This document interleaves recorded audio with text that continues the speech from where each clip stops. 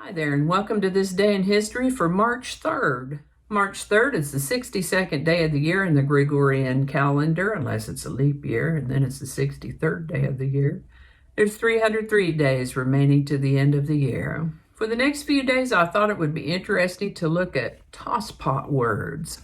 Tosspots are words coined by combining a verb and a noun, like spitfire, shunpike, and scofflaw.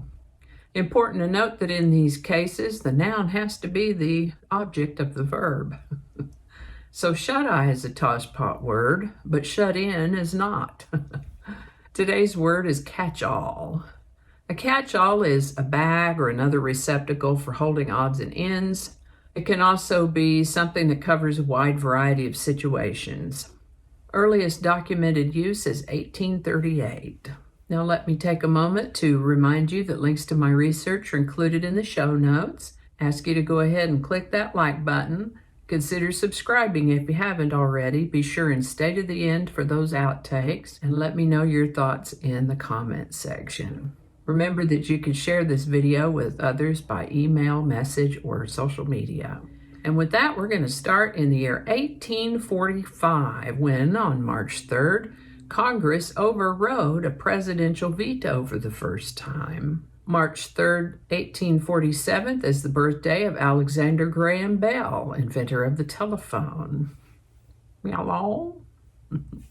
March 3rd, 1863, Congress passed a Conscription Act that resulted in the first wartime draft of U.S. citizens in American history. The act called for registration of all males between the ages of 20 and 45. On March 3, 1865, the Freedmen's Bureau was created. President Abraham Lincoln signed a bill creating the Bureau of Refugees, Freedmen, and Abandoned Lands, and this was designed to oversee the difficult transition of African Americans from slavery to freedom. On March 3, 1875, the first indoor game of ice hockey took place in Montreal, Quebec. Now, there is an idea that took off for sure. Seems that prior to that, hockey was an outdoor game with grass, no ice at all. Ice hockey's a little bit different in that respect. On March 3, 1879, Congress established the United States Geological Survey, also known as USGS. There is a lot they do, but I'm particularly interested in the earthquake reports.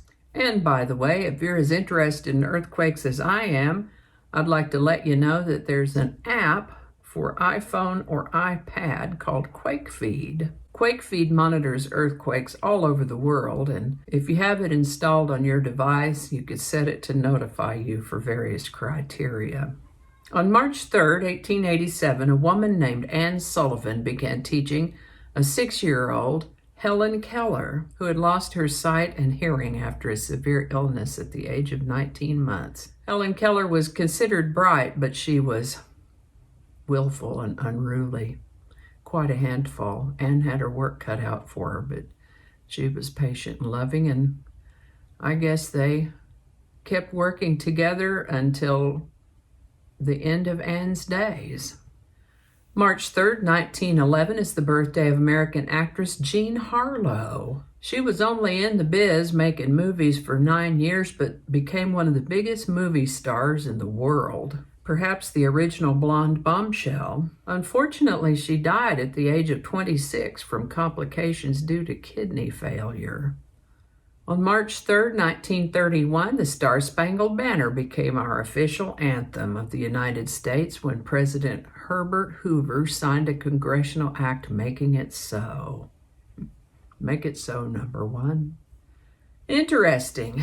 On March 3, 1952, the Supreme Court ruled in a 6-3 decision in favor of New York state law that would prohibit communists from teaching in public schools. They were deciding on a law called the Fienberg Law, which banned from the teaching profession anyone who called for the overthrow of the government. One might wonder if that law still stands.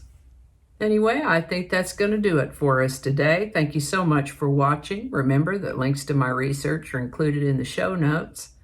Give it a like if you enjoyed this video. Consider subscribing if you haven't already. And let me know your thoughts in the comment section.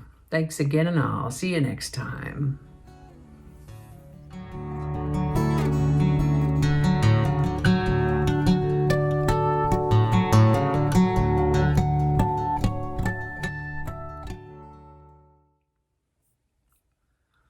Yeah, those are my guys. They're going to be making noise here in a minute. We had a brief interruption while the yard guys mowed. So many mistakes. Say that again. I'm going to have to look that up right quick. We're not going to go into all that. Okay. I don't know how all that's going to go together, or if it's even going to make it to the video. We'll just see. That's not going to go. Probably cut all that out. That'll all be laying on the cutting room floor. So I'll just do that whole thing over. That might not make it into the video. We'll see. Changing it up.